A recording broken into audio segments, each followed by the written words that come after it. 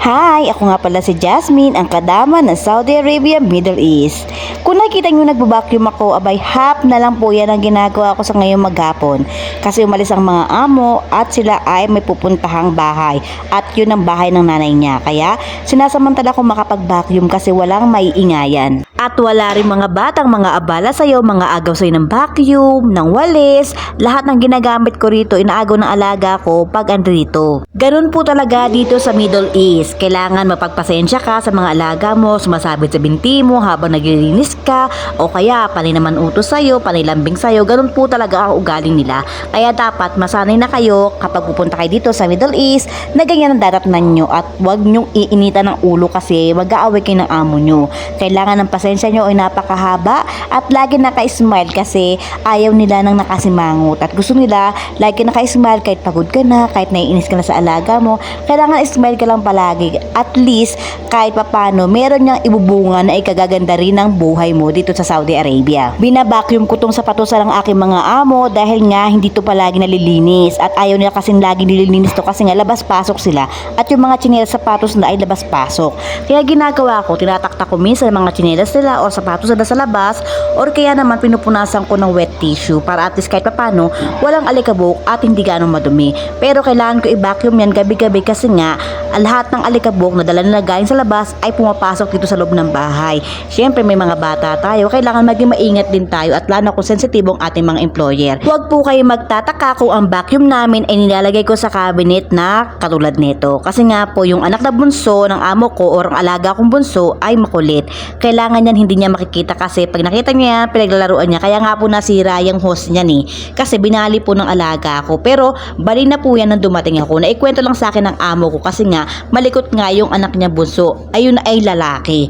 Kaya nga yung mga gamit namin dito na babasagin ay hindi na aabot ng alaga ko kasi nga pag naabot niya nababasag. Kaya ang mga gamit namin dito ay puro plastic. Yung mga babasagin pag meron lang bisita or importante lang na katulad ng tasa, inuman ng kape ng amo kong lalaki or shahi, ganun. Yun lang ang meron kaming babasagin. Isa pa din po sa ituturo ko sa inyo, yung mga plastic dito na katulad ng panda or kaya yung noon ay ginagamit po talaga nila yung pagka-importante katulad ng basurahan, lagay ng mga pinagbalatan ng mga sibuyas, ng mga vegetable. Kaya po ginagawa ko ay tinutupi ko po talaga yan at kinikip ko para at least pag emergency kailangan namin ng basurahan ay meron kaming magagamit. Pero namimili po yung amo ko ng garbage plastic na maliit at meron din po malaki. Kaya lang po, ayan talaga kinikip ko for diaper, for vegetable, sa mga mantika na kailangan na itapon. Kasi makapal-kapal yan kaysa sa garbage plastic na binibili ni among babae. Katulad nga po ng sinabi ko, yung mantika. Yung gamit na mantika rito, kunyari, overused na siya. Siyempre, tatapon namin. Hindi pwede namin itapon yan sa drainage. Kailangan na itapon sa basurahan.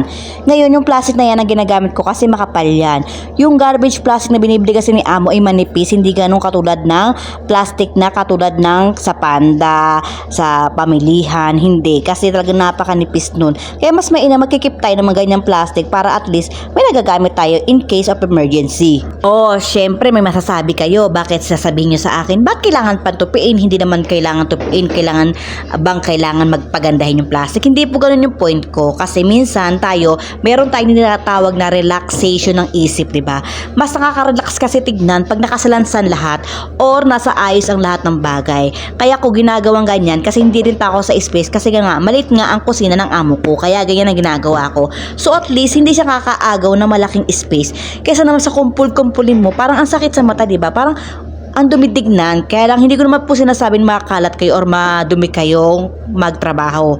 Ang akin lang, kanya-kanya tayo ng paningin. Kumbaga ang akin, para sa akin, mas malinis kasi tignan pagka ganyan ang ginagawa ko. Nakasalansan siya at nakaayos ang lahat ng bagay. Katulad nito pong hinuhugasan ko, ito po ay air fryer. So syempre luluto ang amo dyan, nagkakatas yung manok dyan o kaya kung ano man.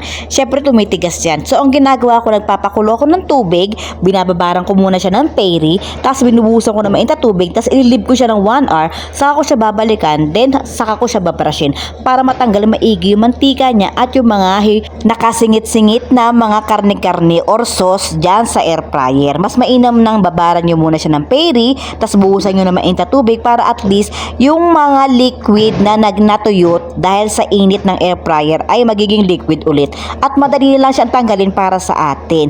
Syempre yung pinakailalim pa niyan, 'di ba? Yung pinakailalim ng air fryer niyan, napaka na yan itim, 'di ba? Pag binirush mo na binirush yan, masisira siya. So kailangan gawa mo ng paraan. Pero kanya-kanya pa rin tayo ng paraan ng paglilinis ng air fryer. Pero ang akin sinishare ko lang sa inyo, at least kahit paano makakaluwag para sa kalooban nyo maglinis ng air fryer na hindi siya nasisira. Pinapatulo ko pala maigi yan at pinapalamig ko yung air fryer bago ko ibalik sa cabinet para hindi siya masira. Pagkatapos yan, nilinis ko yung mga basura at tinapong ko sa labas. Siyempre, kailangan natin maglinis. Tapos, umalis ang mga amo. Siyempre, nakasara na yung pinto. Buti na lang na itapong ko na yung basura sa labas. Nilinis ko naman ngayon yung refrigerator kasi sabi ni among babae, tanggalin ko na raw yung mabubulok sa refrigerator kasi nga, aalis sila, magbe-vacation sila ng 1 week. So, siyempre, yung mabubulok, hindi na pwedeng balikan, diba? Sabi ko sa kanya, bakit?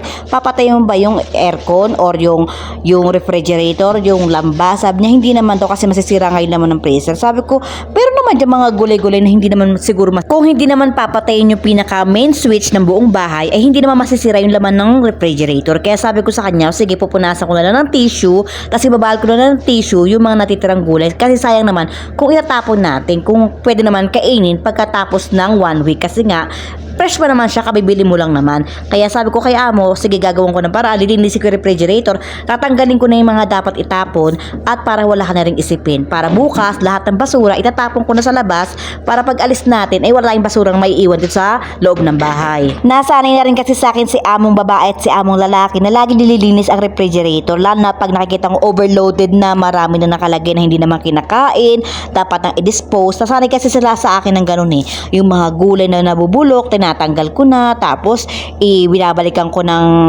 panibagong plastic at saka binabalik ko ng panibagong tissue, ganun. Nasanay kasi sila sa akin ng ganun. Kaya pag minsan napapansin nila na parang nakakalimutan ko, pinapaalala nila sa akin. Pero talagang ginagawa ko yan lagi kasi alam nyo naman ako, devoted ako sa trabaho ko. Mahal na mahal ko ang trabaho ko, kaya ganito ako magtrabaho kasi nga mahal ko ang trabaho ko. Kailangan natin pagsikapan lahat kasi dito tayo kumukuha ng pangpakain natin sa ating mga anak, pambayad ng tuition at panggastos nila araw-araw. Sinasamantala ko na rin maglinis ng carpet sa sala kasi nga walang aking mga alaga at walang palakad-lakad. Ito yung pagkakataon ko para maging malinis naman yung carpet kahit ilang minuto or oras lang kasi nga ang mga bata ay makakalat, wala tayong magagawa, kaya ang pasensya natin dapat mahaba kung meron tayong time para makapag-brush. Guys, don't forget to follow, like, comment, and share. Kung nagustuhan nyo ang aking video, maraming salamat po. Sana po magpatuloy pa rin po kayo manood ng aking video at mag-comment na rin po kayo at pakishare na rin po. Maraming salamat po.